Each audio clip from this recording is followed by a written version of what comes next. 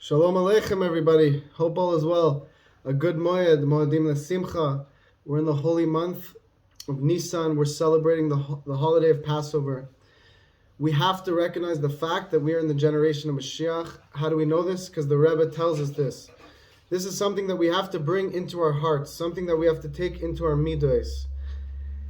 There's also an important inyan, an important idea that it's not enough that Mashiach will take us into the redemption. We have to do our part. We can't just expect to be brought home. Why? Because when Mashiach comes, it's going to be very, very easy to connect to Hashem.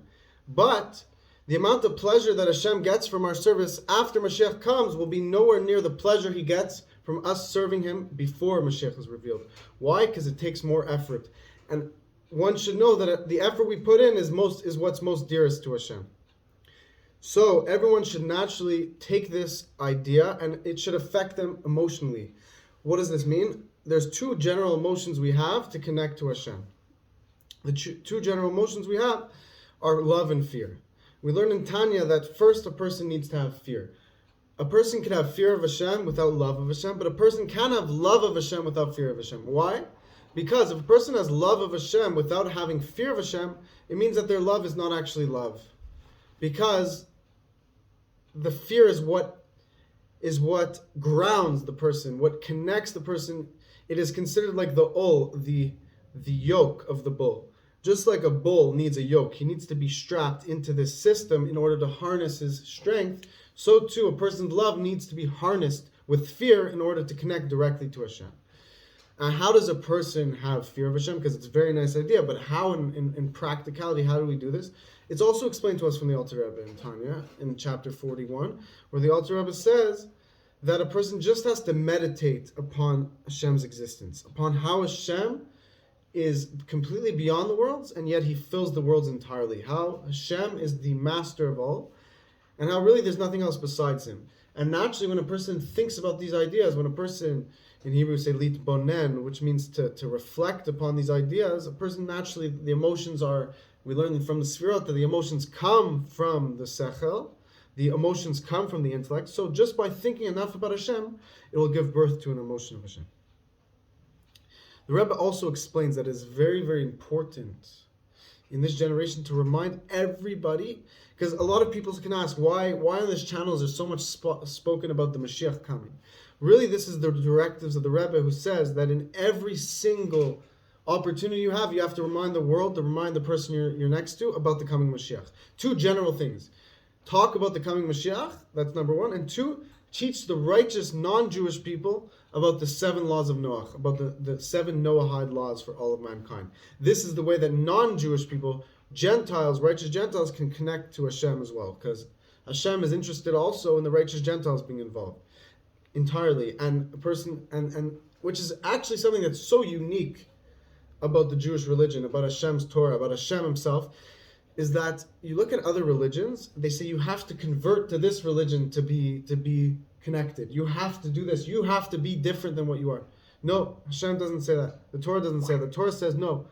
If you're Jewish, you have to be a righteous Jewish person by following the Torah. And if you're a non-Jewish person, you also have to be a righteous Gentile. You are perfect the way you are. You just have to fulfill your mission. That is, to me, something that's so inspirational about Hashem's Torah, is that it has a mission for everyone. Another way we have to connect is to learn Chassidus. Learn the Chassidus. The Rebbe's Chassidus, the Rebbeim's Chassidus. Why? What is Chassidus? Chassidus is the pnimius of Torah, the innermost part of Torah. It is the fire of Torah. It is something that wasn't always revealed to us. It is something that only in the latest years we've had the privilege of it coming into revelation. What's so special with Chassidus?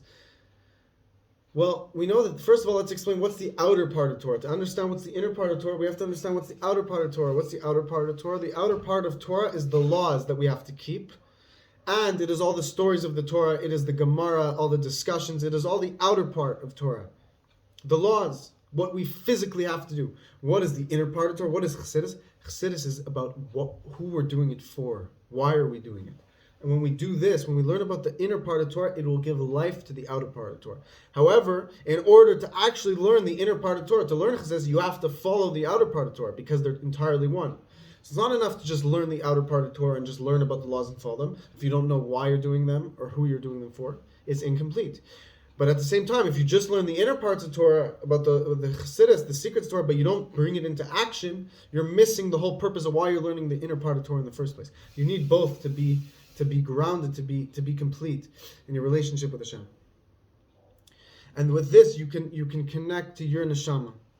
You can connect to your source. The Rebbe brings an incredible idea as well in connection to this topic. The Rebbe quotes the Zohar, where the Zohar says that in what corresponds to the years, the 17th century of those years, the Zohar says that a fountain, the fountains from above and below will open up.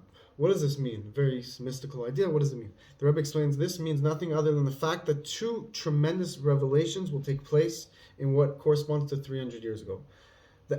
The fountains from below means that technology will start to advance. What happened 300 years ago? The technological advancement, the technological revolution, where it was the beginning of mass production and getting to electricity being invented. That is the fountains from below. What is the fountains from above? The fountains from above are none other than Chassidus being revealed, the secrets of Torah, who was born about 300 years ago, the holy Baal Shem Tov, the founder of Chassidus. The Rebbe takes it a step further and says these are really connected to one big thing. Why was technology invented in the first place, such like a powerful technology? Because it is to spread the inner parts of Torah, to spread Chassidus. They're one and the same. As you know, nowadays, there's so much power, so much opportunity to spread Hashem's Torah. Why? Because now, look at this right now, B'ezrat Hashem, with YouTube, with videos, with the internet. In what would take so long to teach thousands of people, with just a click of the button, it is accessible to thousands of people. It is really transcending time. Naturally, it wouldn't make sense to be able to reach so many people. Just one person to be able to reach so many people would be very hard. But with technology, the time is it's almost like transcending time. It's almost like time is reaching beyond time, because you could reach thousands of people with one click of a button. So everybody, all of you have to take this opportunity, if you can, to make your own, to spread your own messages to people you learn, Torah you learn, Chassidus you learn, to spread with those around you. If that's not your ability, in your ability, to at least try to share this message, to share other messages, share the Rebbe's message, share Chassidus, to share acts of kindness, to share the laws of Torah, to even like this video, comment on this video, allows this video to get more traction. Why? Because the more you like this video, the more you comment on this video, the more YouTube is going to share this video, because it's going to see that people are interested in it. So just by you clicking like on this video, you are actually spreading Torah. You are causing more Torah to be reached. And this is something that also connects to technology. What's very interesting about technology? You can use technology to create more technology. As you know, how do we create new devices with other electronic devices? Technology is like an exponential growth. It's ever expanding, as they say. So it's also like that, and how much more so with Chassidus. The more Chassidus you learn, the more you're able to learn even more, because you're building this map of an understanding of Hashem, which allows you to reach greater heights in the new things you're going to learn in the future. It's like a picture, an image that you're building, that you're designing. The more you learn, the more Torah you learn, the more able you are to learn even more Torah, because you're more aware, you're more capable, you're more developed, you have more of a formula to take in the information that Hashem is trying to provide to you. So let's take this into our hearts. Also take this opportunity to eat a lot of matzah, which feeds faith. This is the holy holiday of Pesach. We're now in Chol HaMoed. You should learn all about the laws if you go on Chabad.org, if you're Jewish, of course, to learn about the laws of Pesach, the laws of Chol HaMoed. There's so many opportunities to connect to Hashem. There's extra prayers we say in these holy days. And of course, all these things you should look on Chabad.org, search about it, and you could surely find it, because of course this video is here to teach you a general message, but I do recommend you all take it a step further and learn about the laws on Chabad.org or other Orthodox websites, of course. And so B'ezrat Hashem, the main thing is simcha, because joy allows everything to reach greater heights. Joy allows your Torah to actualize, allows your mitzvahs to penetrate greater heights, because the Rebbe Ashlag explains that simcha activates and arouses chokhmah. When you're joyous, it activates your chokhmah. It causes your wisdom, your intellect to flow with a lot more intensity. And that, of course, who wouldn't want that? So may Hashem bless you all. May we have a lot of simcha. May we celebrate the true simcha with the coming Mashiach, where we know when Mashiach comes, the Rebbe tells us that all flesh will see Hashem. Not just our neshamas, not just our souls will see Hashem. Our very bodies will see Hashem, which is by far the greatest pleasure possible. It is the pleasure we're all yearning for at every moment. So may Hashem bless you all. May we experience this today. Please help share this message.